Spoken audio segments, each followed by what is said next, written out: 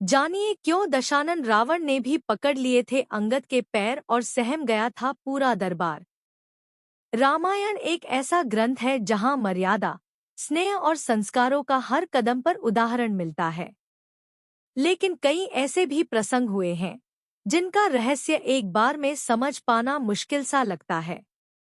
एक ऐसा ही प्रसंग आता है जब श्री राम लंका पहुंच जाते हैं और दूत के रूप में बाली पुत्र युवराज अंगद को लंकाधिपति रावण के पास भेजते हैं। लेकिन जब उनके साथ परमप्रिय हनुमान थे तो उन्होंने यह निर्णय क्यों लिया और दूत अंगद ने ऐसा क्या किया कि न केवल लंकेश ने उनके पैर पकड़े बल्कि उनका पूरा दरबार सहम सा गया। आइए जानते हैं। धार्मिक ग्रंथ रामायण के अनुसार जब श्री राम लंका पहुंचे तो उन्होंने रावण के पास अपना दूत भेजने का विचार किया। तब उन्होंने सभा का आयोजन किया। इसमें सभी ने हनुमान जी को भेजने की बात कही। तब श्री जामवंत महाराज ने कहा कि अंगद को भेजना चाहिए। इसका उल्लेख इस चौपाई सुनु सर्वज्ञ सकल उर्बासी, बुद्धि बल तेज धर्म गुण राशि मंत्र कहूँ निज मति अनुसारा, दूत पठाए बाली कुमारा में मिलता है। यह सलाह सभी को अच्छी लगी। इससे यह भी संदेश जा रहा था कि राम की सेना में अकेले हनुमान ही नहीं बल्कि सभी एक से बढ़कर एक वीर हैं। इसके बाद श्री अंगद कुमार लंका पहुंचे। कथा मिलती है कि प्रवेश द्वार पर ही अंगद की भेंट लंकापति रावण के पुत्र से हुई। दोनों के बीच बातों ही बातों में झगड़ा बढ़ गया। रावण के पुत्र ने अंगद को मारने के लिए अपना पैर उठाया तो अंगद ने वही पैर पकड़कर उन्हें जमीन पर पटक दिया। इससे उसकी मृत्यु हो जाती है। रावण के पुत्र का मृत शरीर देखकर सभी सहम जाते हैं। इसके बाद अंगद के बिना पूछे ही सभी उनको लंकापति के महल का रास्ता बता देते हैं।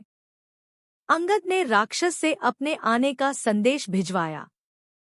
इस पर हंसते हुए रावण ने कहा कि बुला लाओ बंदर को, देखे कहाँ का बंदर है।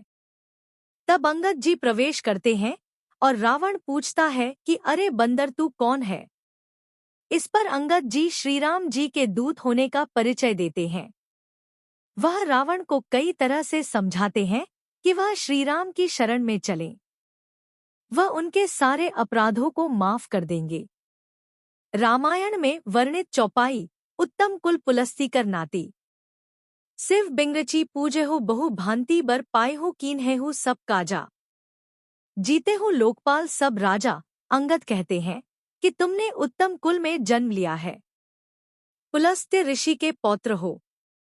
शिवजी और ब्रह्मा जी की पूजा करके तुमने कई तरह के वर पाए हैं। लोकपालों और राजाओं को तुमने जीता है। श्री अंगद कुमार आगे कहते हैं कि राजमद या मोहवश तुमने माता सीता का हरण किया है। लेकिन मेरी तुम्हें यह हितकारी सलाह है कि अभी भी तुम यदि अपनी भूल स्वीकार कर लो और श्रीराम की शरण में आ जाओ तो वह तुम्हें क्षमा कर देंगे। अंगद कुमार की इन बातों पर रावण उनका उपहास करते हैं। कथा मिलती है कि तभी सभा में अंगद जी कहते हैं कि यदि कोई वीर है तो उनके पैर को जमीन से उठाकर दिखाए। रावण की सभा में बैठे महान पराक्रमी योद्धा एक एक करके जाते हैं, लेकिन कोई भी अंगद का पैर टस से मस भी नहीं कर पाता। तब रावण का पुत्र इंद्रजीत भी अंगद के पैर को पकड़ता है, लेकिन उसका प्रयास भी विफल रहता है। यह देखकर दरबार के सभी लोग सहम जाते हैं। जब पूरी सभा के लोग हार मानकर बैठ जाते हैं तो रावण स्वयं अंगद के पैर पकड़ने के लिए जाता है। लेकिन उनके पहुंचते ही अंगद कुमार अपना पैर हटाकर कहते हैं कि तुम मेरे पाँव क्यों पकड़ते हो। पकड़ना ही है तो तीनों लोकों के स्वामी श्रीराम के पैर पकड़ो। वह शरणागत वत्सल हैं। तुम उनकी शरण में जाओगे तो तुम्हारे प्राण अवश्य बच जाएंगे, अन्यथा युद्ध में बंधुबांधवों समेत तुम्हारी मृत्यु भी तय है। दोस्तों, अगर आपको यह जानकारी अच्छी लगी हो तो वीडियो को लाइक करें, शेयर करें और हमारे चैनल को सब्सक्राइब करना ना भूलें। धन्यवाद।